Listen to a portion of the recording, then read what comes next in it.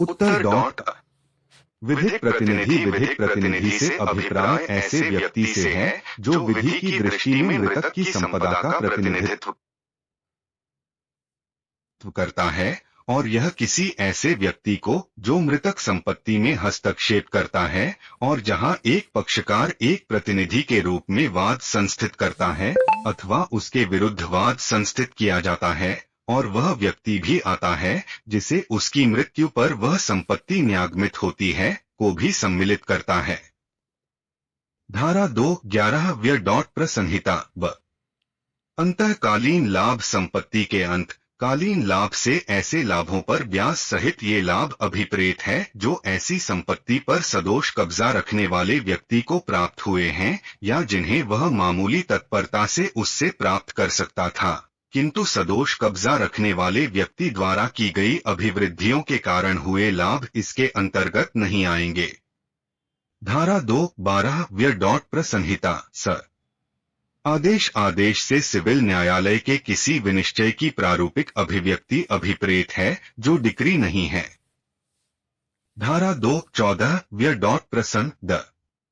लोक अधिकारी धारा 217 व्यय प्रस के अंतर्गत लोक अधिकारी से वह व्यक्ति अभिप्रेत है जो निम्नलिखित वर्णनों में से किसी वर्णन के अधीन आता है, अर्थात क हर न्यायाधीश, ख अखिल भारतीय सेवा का हर सदस्य, ग संघ की सेना, नौसेना या वायुसेना का हर आयुक्त ऑफिसर या राजपत्रित अधिकारी जब तक कि वह सरकार की सेवा में रहे। घ न्यायालय का हर अधिकारी जिसका ऐसे अधिकारी के नाते यह कर्तव्य हो कि वह विधि या तथ्य के किसी मामले में अन्वेषण या रिपोर्ट करे या कोई दस्तावेज बनाए, अधिप्रमाणित करे या रखे, या किसी संपत्ति का भार संभाले या उस संपत्ति का व्ययन करे या किसी न्यायिक आदेशिका का निष्पादन करे या कोई शपथ ग्रहण कराए या निर्वचन करे या न्यायालय में व्यवस्था बनाए रखे, और हर व्यक्ति जिसे ऐसे कर्तव्यों में से किन्हीं का पालन करने का प्राधिकार न्यायालय द्वारा विशेष रूप से दिया गया है। न हर व्यक्ति जो किसी ऐसे पद को धारण करता है जिसके आधार पर वह किसी व्यक्ति को परिरोध में करने या रखने के लिए सशक्त है। च सरकार का हर अधिकारी जिसका ऐसे अधिकारी के नाते यह कर्तव्य है कि वह अपराधों का निवारण करे, अपराधों की इत्तिला दे, अपराधियों को न्याय के लिए उपस्थित करे या लोग के स्वास्थ्य, क्षेम या सुविधा की संरक्षा करे।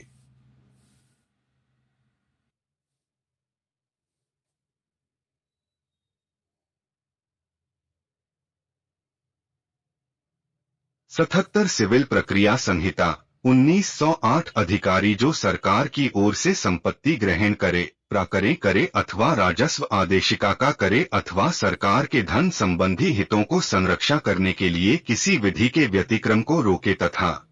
हर ऑफिसर जो सरकारी सेवा में है या उससे वेतन प्राप्त करता है या किसी लोक कर्तव्य के पालन के लिए फोर्स या कमोशन के रूप में पारिश्रमिक पाता है।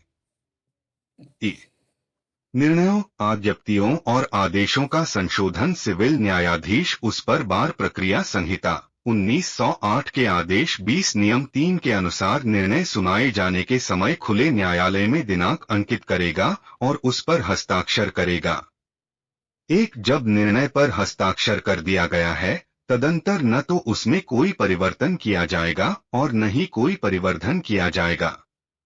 परंतु इस सामान्य नियम का अपवाद धारा 152 में उल्लेखित है, जिसमें प्रावधानित है कि निर्णयों या डिक्रियों या आदेशों में ही लेखन या गणित संबंधी भूलें या किसी आकस्मिक भूल या लोप से उसमें हुई गलतियां न्यायालय द्वारा स्वप्रेरणा से या पक्षकारों में से किसी के आवेदन पर किसी भी समय शुद्ध की जा सकेगी। इस धारा के प्रावधान का आधार है कि किसी को न्यायालय के कार्य से क्षति नहीं पहुंचनी चाहिए। Actus curiae neminem gravavit an act of court shall prejudice no man e.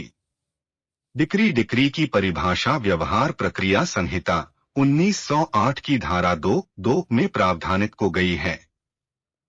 Decree से ऐसे न्याय निर्णयन की प्रारूपिक अभिव्यक्ति अभिप्रेत है जो जहां तक कि वह उसे अभिव्यक्त करने वाले न्यायालय से संबंधित है, बाद में के सभी या किन्हीं विवादग्रस्त विषयों के संबंध में पक्षकारों के अधिकारों का निश्चायक रूप से अवधारण करता है और वह या तो प्रारंभिक या अंतिम हो सकेगी। यह समझा जाएगा कि इसके अंतर्गत वाद पत्र का नामंजूर किया जाना और धारा 144 के भीतर के किसी प्रश्न का अवधारण आता है, किंतु इसके अंतर्गत न तो कोई ऐसा न्याय निर्णय आएगा जिसकी अपील आदेश की अपील की भांति होती है और न व्यतिक्रम के लिए खारिज करने का कोई आदेश आएगा। या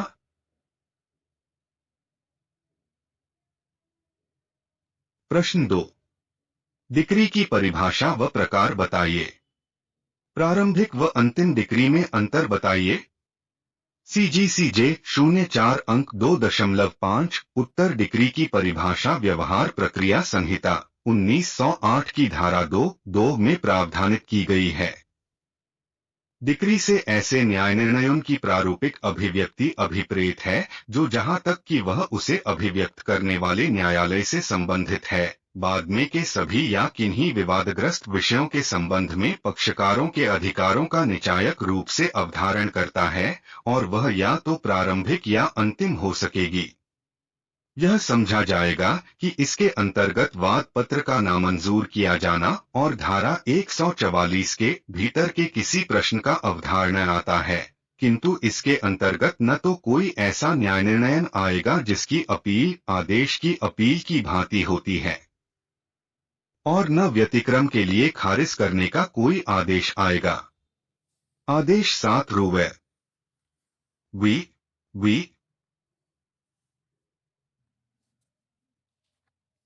डिक्री के आवश्यक तत्व 1,